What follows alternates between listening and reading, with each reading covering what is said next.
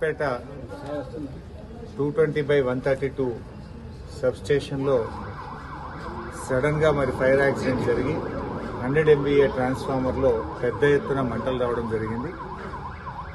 మాకు తెలిసిన సమాచారం మేరకు సాయంత్రం 6:20 సమయంలో కారణాలు ఏదైనా కూడా 100 MVA ట్రాన్స్ఫార్మర్లో పెద్ద ఎత్తున మంటలు చెలరేగడంతో విద్యుత్ సరఫరా అంతా నిలిపివేయడం జరిగింది. మరి మాకు సమాచారం రాగానే ప్రభాకర్ రెడ్డి ఎమ్మెల్యే గారు, నేను ఇద్దరం హుటాహుటిన బయలుదేరి మరి మేము దాదాపు 7:30 ప్రాంతంలో ఇక్కడికి చేరుకోవడం జరిగింది. మేము వస్తూ మరి సిద్దిపేట ఫైర్ ఇంజిన్తో పాటు అటు గజ్వేలు, హుస్నాబాదు, దుబ్బాక ఫైర్ ఇంజిన్స్ కూడా అలర్ట్ చేసి మరి 4 ఫైర్ ఇంజిన్లను ఇక్కడికి చేరుకునే విధంగా ప్రయత్నం చేసి మరి ఆ 4 ఫైర్ ఇంజిన్లు రావడం వల్ల దాదాపు 9:30 ప్రాంతంలో మరి మంటలు ఆర్పడం జరిగింది. ఇప్పుడిప్పుడే మంటలు కూడా కంట్రోల్లోకి వచ్చాయి. పాపం ఫైర్ అధికారులు కూడా 3 గంటల పాటు నిర్విరామంగా 4 ఫైర్ ఇంజిన్లు కూడా కృషి చేసి మరి మంటలు ఆర్పడం జరిగింది. అయితే నేను ఇక్కడికి వస్తున్న క్రమంలోనే రాష్ట్ర ఉప ముఖ్యమంత్రి వర్యులు, విద్యుత్ శాఖ మంత్రివర్యులు బట్టి విక్రమార్క గారికి కూడా ఈ సంఘటన విషయాన్ని వారికి తెలియజేసి మరి రాష్ట్ర స్థాయిలో కూడా ఉన్నత అధికారులను హైదరాబాద్ నుంచి పంపించాలని, వెంటనే విద్యుత్ సరఫరా పునరుద్ధరించడానికి అవసరమైన చర్యలు తీసుకోవాలని బట్టి విక్రమార్క గారిని కూడా కోరడం జరిగింది. వారు కూడా 15-20 నిమిషాల్లో విద్యుత్ అధికారులందరితో కూడా మాట్లాడి మరి రాష్ట్ర స్థాయిలో డైరెక్టర్ జగత్ రెడ్డి గారిని ఇక్కడ పంపుతున్నామని, విజిలెన్స్ ఎస్పీ గారిని, విద్యుత్ డిపార్ట్మెంట్ ఎస్పీ గారిని కూడా ఇక్కడ పంపుతున్నామని చెప్పారు.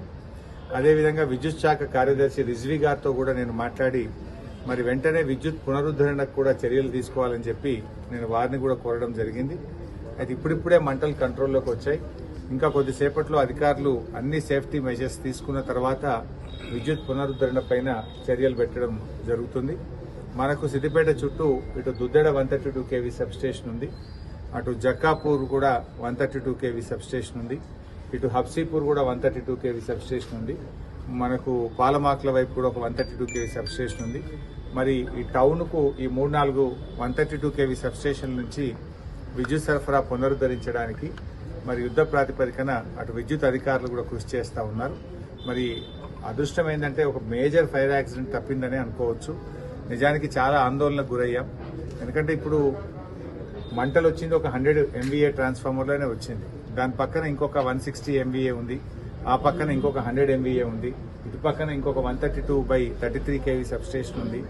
పక్కకి ఏదైనా స్ప్రెడ్ అవుతుందేమో అనేటువంటి ఆందోళన, టెన్షన్ చాలాసేపు ఉండే.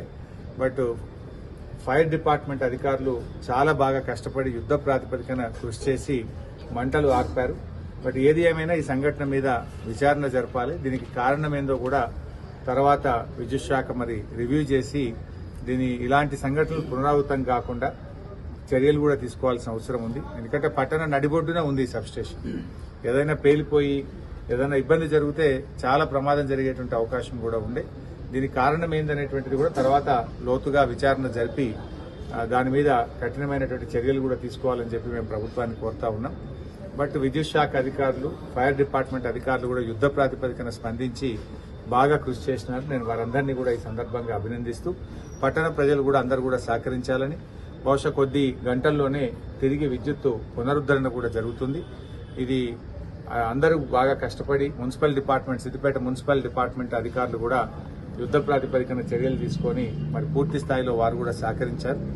ఇప్పుడే నేను మళ్ళీ రిజ్వీ గారితో కూడా ఎనర్జీ సెక్రటరీతో మాట్లాడాను, చీఫ్ ఇంజనీరు, సూపరింటెండెంట్ ఇంజనీరు అందరితో కూడా మాట్లాడాం. డిపార్ట్మెంట్ అంతా కూడా గేరప్ అయి ఉన్నది. కొద్దిసేపట్లోనే పూర్తి స్థాయిలో ఇది కంట్రోల్ రాగానే మరి విద్యుత్ పునరుద్ధరణ మీద దృష్టి పెట్టి మరికొన్ని కొద్ది గంటల్లో విద్యుత్ పునరుద్ధరణ కూడా చేయడం జరుగుతుంది.